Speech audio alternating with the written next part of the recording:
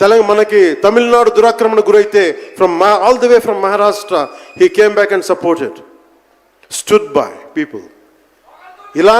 ఇలాంటి నేపథ్యంలో హరిహర వీరమల్లు ఒక ఫిక్షస్ క్యారెక్టర్, ఒక కల్పిత పాత్ర. అలాంటి పాత్రలో సగటు మనిషి ఏమి చేసి ఉండొచ్చు? ఎంతసేపు మనం కోహినూర్ కోహినూర్ కోహినూర్ కోహినూర్ ఎక్కడి నుంచి వచ్చింది? కోహినూర్ ఒకప్పుడు ఉమ్మడి రాజధాని కదా ఇదంతా, మనందరికీ ఉమ్మడి దేశం కదా ఇదంతా, తెలంగాణ నుంచి కృష్ణానది తీరం వరకు టిల్ విజయవాడ. ఆ కృష్ణానది తీరం దగ్గర ఇప్పుడు విజయవాడలో ఉన్న కొల్లూరు దగ్గర వజ్రపు గనులు ఉంటాయి, అక్కడ దొరికిన వజ్రం అది.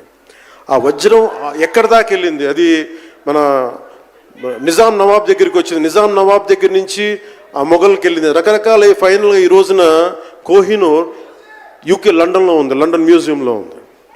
సో దాన్ని దృష్టిలో పెట్టుకొని నాకు కృషి గారు కథ చెప్పినప్పుడు ఇంట్రెస్టింగ్ అనిపించింది.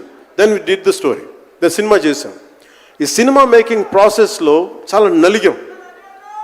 ఇలాంటివన్నీ నలిగిన తర్వాత ఒకటే ఏంటంటే, ఈ సినిమాలో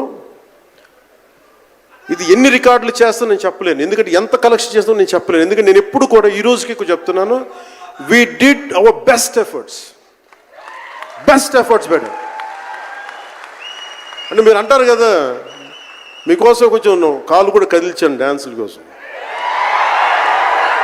అలాగే నేను చాలా సంవత్సరాలు అయిపోయింది, ఎంతసేపు పొలిటికల్ ప్రాసెస్లోకి వెళ్ళిపోయి రియల్ లైఫ్ గుండాలను ఎదుర్కొన్నాను, రియల్ లైఫ్ రౌడీలను ఎదుర్కొన్నాను. కానీ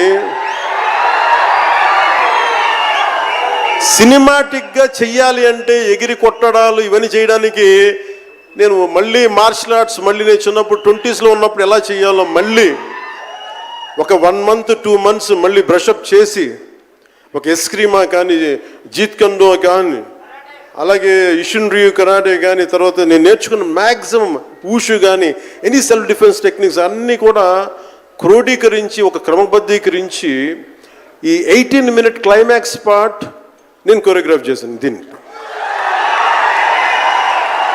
అంటే అది దేనికి అంటే, నీ ధర్మానికి నువ్వు ట్యాక్స్ కట్టాలి అంటే అది ఎదురు తిరిగే పరిస్థితి, దట్ ఈస్ ద క్లైమాక్స్.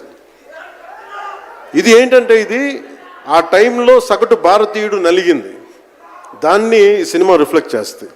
మిగతా కథ అంతా ఉంటుంది కానీ, అంటే ఇది మీరు ఎందుకంటే ఇది దెర్ ఇస్ నో సీక్రెసీ అన్నట్టు, ఇది సస్పెన్స్ సినిమా కాదు.